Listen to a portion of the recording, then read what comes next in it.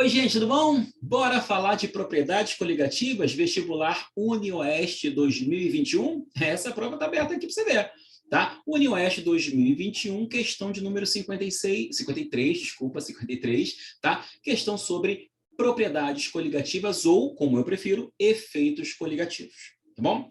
Gente, vamos lá, vamos ler o enunciado, depois a gente vai bater um papo rápido. Eu não vou alongar muito aqui a explicação sobre os efeitos coligativos, tá? Senão o vídeo vai ficar muito longo. Se você quiser, comenta aqui embaixo, a gente faz uma aulinha rápida de efeitos coligativos. Bom, para a galera que já assina os cursos aqui do canal, que me procura para fazer aula online e tudo mais, a gente faz um detalhamento desses efeitos coligativos, fica algo bem mais completo. Só que o intuito aqui desse vídeo no YouTube é ser um pouco mais ligeiro para a gente poder ganhar tempo. Beleza? Aproveita, né, que eu estou fazendo o jabazinho aqui, se inscreve no canal, ativa as notificações, aí ajuda o canal a crescer para mais e mais pessoas conhecerem o trabalho, de repente conseguirem estudar um pouco melhor a química, né, mais uma fonte de consulta, tantos e tantos canais aí, eu sou mais um tentando ajudar, tá? Me ajuda nessa aí também, beleza? Vamos lá, gente, olha só. No início de 2020, houve intensa divulgação sobre a síndrome nefroneural causada pela contaminação da cerveja por dietileno glicol, tá? Outra coisa, dietileno glicol tem esse nomezinho aí, né? Se você quiser, comenta aqui embaixo, eu faço um outro vídeo para a gente mostrar que substância é essa. Por hora, basta a gente saber que é uma substância orgânica. E substâncias orgânicas, tirando os ácidos carboxílicos, que ionizam pouco, e os sais orgânicos, que dissociam bastante, as substâncias orgânicas, em geral, não sofrem ionização. Beleza? Isso é importante quando a gente falar de efeitos coligativos, você vai ver já já. Tá? Tal substância é usada para reduzir o ponto de congelamento da água em processos de refrigeração industrial. Esse efeito está relacionado com a lei de Raoult, em consequência da variação de temperatura de congelamento das soluções com a constante criométrica. Assim, podemos afirmar como correta a alternativa. Para um pouquinho. Que papo é esse de lei de Raoult? Tá? Vamos aqui, lei de Raoult. E essa lei de Raoult, isso aqui, diz para a gente que a intensidade do efeito coligativo é proporcional à molalidade da tua solução e ao número de partículas geradas pelo teu soluto. Tá? Como assim? Se o teu soluto ionizar, ele vai gerar íons. Se for um soluto iônico e ele dissociar, ele vai gerar íons. E aqui a gente precisa contabilizar isso, tá bom? E aqui entra um fator chamado fator de Van 't Hoff. Tá? Se você, por exemplo, pensar no NaCl, dissocia pra caramba. Então, cada NaCl gera um Na+, e um Cl-. Então, uma partículazinha do soluto original, NaCl, gera 2 íons na solução. Então, você contabiliza isso 2 vezes. Tá? Os efeitos coligativos, eles são alterações nas propriedades do teu solvente, é o solvente que sofre efeito, pela adição de um soluto não volátil a ele. Tá? Se esse soluto não volátil não ionizar ou não dissociar, como é o caso do dietileno glicol, esse fator de Van 't Hoff vai valer 1 e na prática você não precisa fazer a correção. Tá? Agora, se for um soluto que dissocie ou que ionize, você precisa fazer a correção com esse fator de Van 't Hoff. Tá?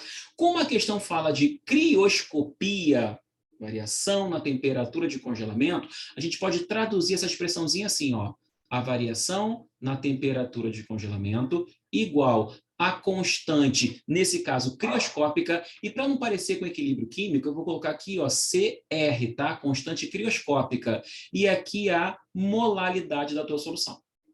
Ok? Beleza? O que é essa molalidade? Molalidade. Isso, na verdade, é calculado assim, ó. Número de mols do teu soluto a cada quilograma do teu solvente. Então, aqui embaixo é a massa do teu solvente, só que essa massa precisa estar expressa em quilogramas. Certo? Beleza? E aí, quando eu falo número de mols de soluto, caso ele ionize ou dissocie, você tem que fazer o fator corretivo pelo fator de Van 't Hoff, que é aquele izinho ali. Imagina o CaCl2. Quando ele dissocia, gera um Ca2+, um cátion Ca2+, gera 2 ânions Cl-, 3 íons. Se são 3 íons, eu vou ter que pegar essa molaridade e multiplicar por 3. Ok ou não? Minha cachorrinha Olivia não gosta desse assunto, não. Ela começa a latir quando eu falo disso. Tá bom? Então, vamos lá. Deixa a Olivia latindo lá, a gente continua focado aqui. Vamos analisar as afirmações corretas com base nisso que está aqui. Poucas substâncias da classe dos glicóis e das aminas causam redução no ponto de congelamento da água. Gente, vamos fazer aqui uma pausa rapidinho. O que seria um glicol? Glicol é o apelido que eu dou para diol vicinal. O que significa diol vicinal? Duas hidroxilas em carbonos vizinhos. Tem um carbono aqui que são vizinhos, uma hidroxila em cada. Tá? Essas duas hidroxilas fazem com que esse glicol estabeleça mais ligações de hidrogênio que o álcool comum. Certo? E o que é o efeito coligativo, como a gente falou? Alterações nas propriedades, alteração, né, na verdade, nas propriedades do seu solvente pela adição de um soluto não volátil. O que seria um soluto não volátil? Aquele que não volatiliza, que não vaporiza com facilidade.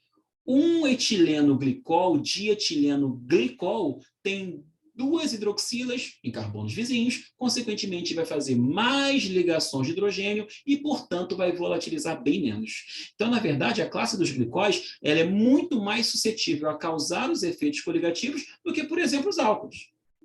Tá? Então, primeira afirmação já está furada.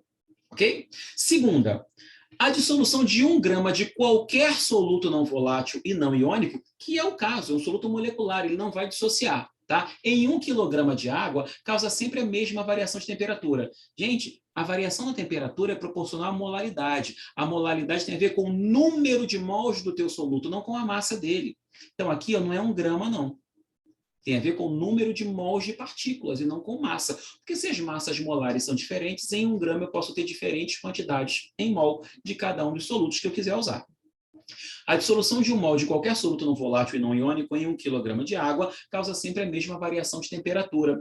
Reparou como é que a gente definiu, pela terceira vez agora, o efeito coligativo? Alterações nas propriedades do nosso solvente pela adição de um soluto não volátil. Percebeu que eu não especifiquei que soluto é esse? Então, pode ser qualquer um. A intensidade do efeito coligativo é proporcional à concentração de partículas na solução. Tá? O que eu chamo de partículas? Moléculas ou íons, independente da natureza deles, dependente de onde vieram, dependente do tipo de soluto. Então, letra C, nosso gabarito. Junto com a redução no ponto de congelamento, ocorre também a redução no ponto de ebulição. Dica muito bacana, que nos meus primeiros anos de sala de aula, um professor um pouco mais experiente falou para mim. Tá? A intensidade dos efeitos coligativos tem uma dica muito maneira para você. Literalmente para você.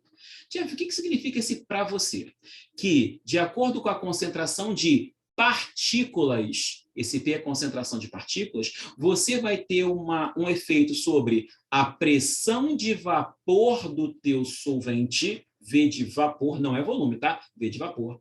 Uma alteração, um efeito sobre a pressão osmótica, então pressão de vapor e pressão osmótica, vapor e osmótica, V e O. Uma alteração na temperatura de congelamento, C de congelamento, e uma alteração na temperatura de ebulição. Ok? Ebulição. Jeff, mas como é que eu vejo isso?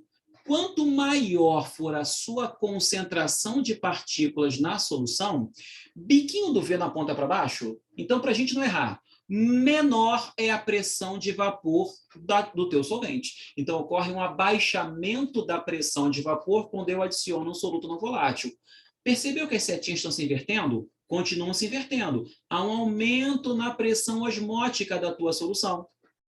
Há uma redução na temperatura de congelamento. Por isso que, congelando a uma temperatura mais baixa, eu vou ter ali um resfriamento mais eficaz e um aumento na temperatura de ebulição. Percebeu que as setinhas vão se invertendo? Então, quais são os 4 efeitos coligativos? Abaixamento na pressão de vapor, efeito tonoscópico, aumento na pressão osmótica, efeito osmótico, abaixamento da temperatura de congelamento do teu solvente, efeito crioscópico e elevação na temperatura de ebulição, efeito ebulioscópico. Quanto maior a concentração de partículas por quilograma de solvente, mais intensos são esses efeitos, então maior a variação que você vai perceber. Tá bom? Então, junto com a redução no ponto de congelamento, como a gente está vendo aqui, há também uma redução no ponto de ebulição? Não. O mesmo solvente, se você adicionar um soluto não volátil a ele, ele vai ter a temperatura de congelamento baixando, mas a de ebulição subindo, como a gente acabou de ver nesses efeitozinhos aqui, nessa dica mnemônica aqui para você. E, por fim, um sólido iônico e solúvel em água tem seu efeito criométrico reduzido devido à dissociação dos íons? Pelo contrário, se você vai ter uma dissociação, você vai ter mais íons, mais partículas, e quanto maior a concentração dessas partículas, maior a intensidade do efeito coligativo, nesse caso, a redução na temperatura de congelamento. Ok? Então é isso, o vídeo já ficou longo demais, não era isso que eu queria, mas eu tinha que explicar pelo menos um pouquinho isso aqui. Bom, é isso. Muito obrigado pela atenção e paciência. Forte abraço, como sempre, até nosso próximo vídeo. Tchau, tchau.